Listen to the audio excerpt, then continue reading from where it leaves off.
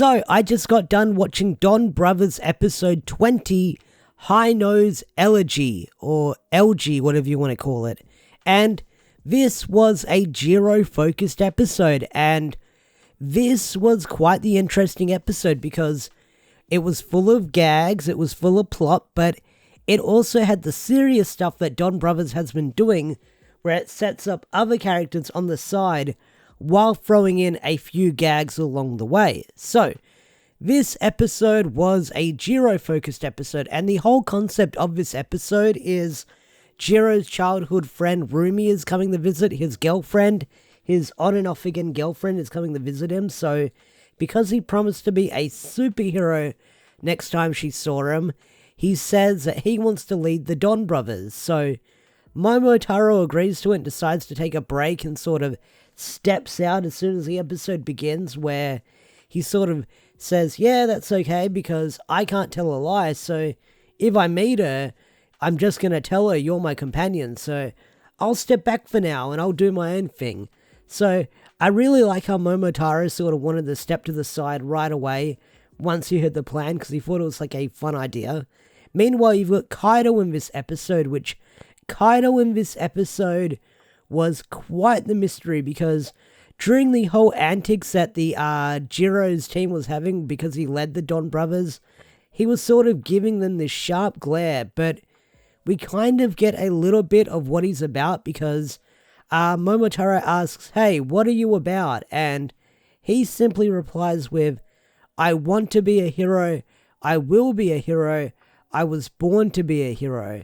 And that's what he replies with, which is very interesting to hear that coming from Kaido, because Kaido from Zenkaija was a hero, but this Kaido says that he was born to be a hero. So I do wonder what the hell is up with that, and I might have a theory video with what's up with this Kaito later down the line. Hopefully I'll put out that video eventually, who knows, I don't know, but Kaido is still shrouded in mystery. And I do wonder, and I might as well throw the theory out there because I don't know if it warrants a full video, but I do wonder, is Kaito possessed by the Bestials? Is he one of them and we don't know about it? Who knows, but this episode had a lot of fun gags in there, especially when the Dragon Fighters were training and they were going up the stairs and they run into Inuzuka and everyone's all puffed out, and Kiji no says to like Inuzuka saying, oh, this training's really tough, I don't think you'll be able to handle it. And sort of Inuzuka says, hey, why are you doubting me? I'm actually a soldier. And then it cuts to him running up the stairs and he's out of breath already. And he's like, okay, maybe this is tougher than I thought. So to get out of it, he's like, oh no, a police officer. And he takes off running, and Kijino's like, oh, it must be great to be a fugitive. It has its perks, which got a laugh out of me. But there was some other fun visual gags in this episode as well, such as when Saru brother and Kiji brother try stopping the truck and they get hit by it and they get sent flying back. That was a lot of fun as well. I did enjoy that gag as well.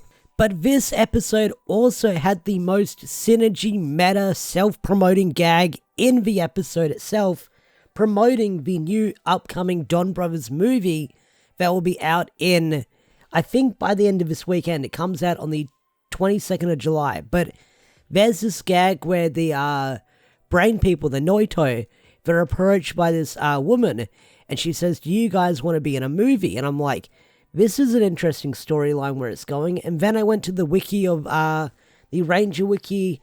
I searched around a bit, and then I found out that the Don Brothers movie is coming out because it's sort of adapting the new Love First Hero, that the manga that Haruka did, and then it was probably plagiarized and stuff like that. That's getting turned into a movie. So the whole gag in this episode is, well, the sort of gag that they throw in there is Sonoi is fighting Murasame, and sort of Sonoinoi, the lady one, she comes in and says, hey, you gotta stop fighting him, we're gonna be in a movie. And I was like, that's an interesting way to end that fight. And then, like I said, I looked it up and then I found out that the movie's coming out next week. So it's a little bit of self-promoting they threw in there that was really clever in there. And I will say that that's some clever writing, sort of having that self-promotion for your movie that's coming out this following week. So because the Dragon Fighters start getting really popular and really famous, the ego starts to go to their heads and they start getting honored by the Prime Minister or something like that. I think they're getting like the Hero Award or something they call it. But there's this really wacky gag where they've all got giant fake noses because they're sort of getting a big ego, and the thing that Kaido says, I think it's a Japanese quote saying your nose will touch the air or something like that, because all the fame and all the ego will go to your head, so that's why they have those big giant noses. And Kaido ends up telling Jiro straight to his face by saying, hey, the reason why you guys are so famous is because Taro has been helping you the whole time. And then we get this montage of when everyone's been doing their superhero stuff, Taro's been behind the shadows, sort of using his Ultra form to save the day and get everyone to safety. So Taro's been helping. So because of Jiro learning the heart-shattering truth and him unable to take it, he turns into his feral form, where he starts going berserk again. But this time, we get something interesting when he turns into that berserker form. He summons the Torbolt gear, his Silver Ranger form, which is the White Tiger. And I gotta say, it's a cool looking suit. It's a really cool motif. I do like it. I like it a lot. But I feel like I've talked about the heroes enough. I want to quickly brush up on the monster of the week, which was a Dairanger based monster. And the guy that was the human that turns into the monster of the week, he reminded me a lot of Demon Fist Jin, where he went around fighting people to see who's the strongest, and that was that character's storyline way back in Dairanger, so they're the vibes I get. But I did like how he was turning everyone into the orbs from Dairanger as well. That was a nice touch as well. And then his giant form was kind of based on the Red Zord from Dairanger. But let's go back to Torbolt and how he turns berserk.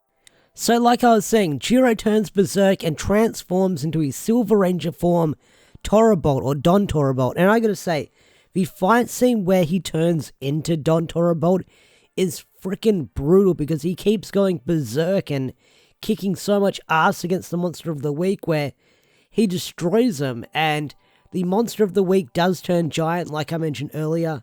And then at the end of the episode, it turns into a Kiba Ranger gear, which, if you've seen the preview for next week, I did post this on my community tab.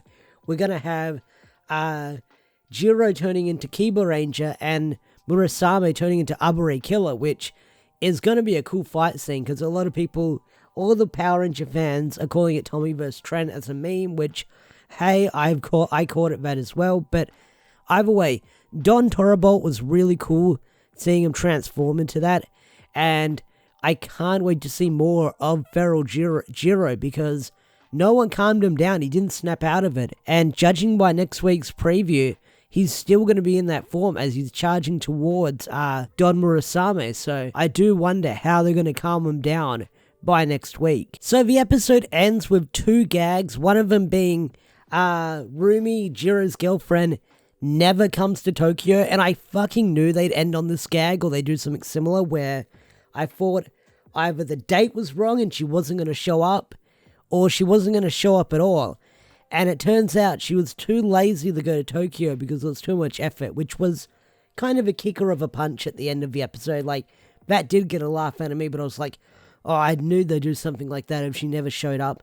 And then you've got Kaido accepting the Hero Award, where he makes his quote at the end where he says, I want to be a hero, I was born to be a hero, I will be a hero.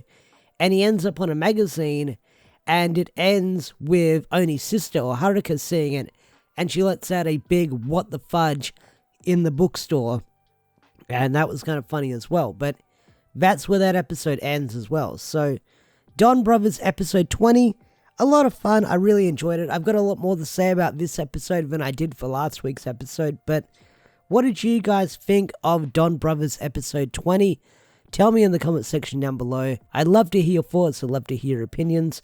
with that said, I'm going to bring this video to a close. If you enjoyed this video, hit that like button, subscribe to the channel if you're new, and I'll see you guys later. Peace out, take care, thanks for watching, bye.